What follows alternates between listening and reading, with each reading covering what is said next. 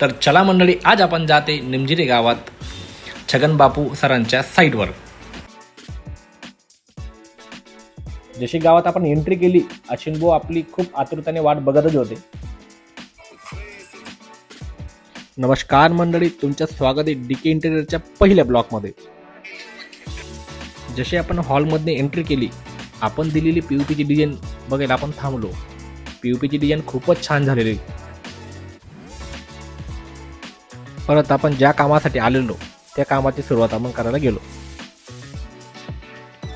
आज आपण मिस्त्रींना बेडरूमची चाल द्यायला आलो होतो. ज्या मागच्या टायमाला बेडरूमची चाल दिली होती त्याप्रमाणे मिस्त्रींनी खूपच छान काम केलेलं होतं. त्याच्यानंतर अश्विनभाऊचे काहीतरी डाऊट होते, ते डाऊट आपण क्लिअर केले.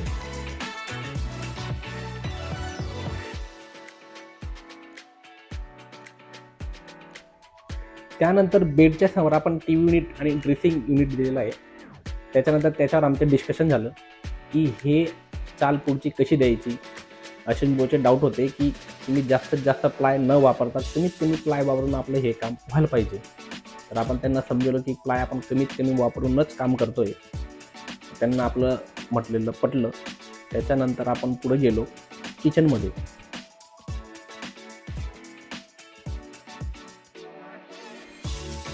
किचनमध्ये आपण मंदिर आणि पार्टिशनची चाल दिलेली आहे. तर ते मंदिर कसं बनणार आहे त्याचं थोडक्यात आपण त्यांना भिंतीवरती ड्रॉइंग करून दाखवलं. किचनची चाल दिल्यानंतर आपण आलो दुसऱ्या बेडरूममध्ये. दुसऱ्या बेडरूमचं पण काम बऱ्यापैकी झालेलं होतं. त्याच्यानंतर आपण हे जे टी व्ही युनिटचं जे बघता तुम्ही राऊंड शेप वगैरे ते आपण चेक केले. सगळे शेप वगैरे बरोबर होते. बेडरूम चेक केल्यानंतर आपण आलो डायनिंग एरियामध्ये. डायनिंग एरियामध्ये आपण जिना दिलेला आहे MS मध्ये.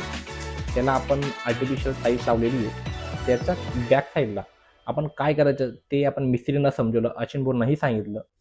तर चला मित्रांनो, तुम्हाला हा आमचा ब्लॉग कसा वाटला लाईक करा, कमेंट करा, शेअर करायला विसरू नका. तर भेटूया नेक्स्ट ब्लॉगमध्ये.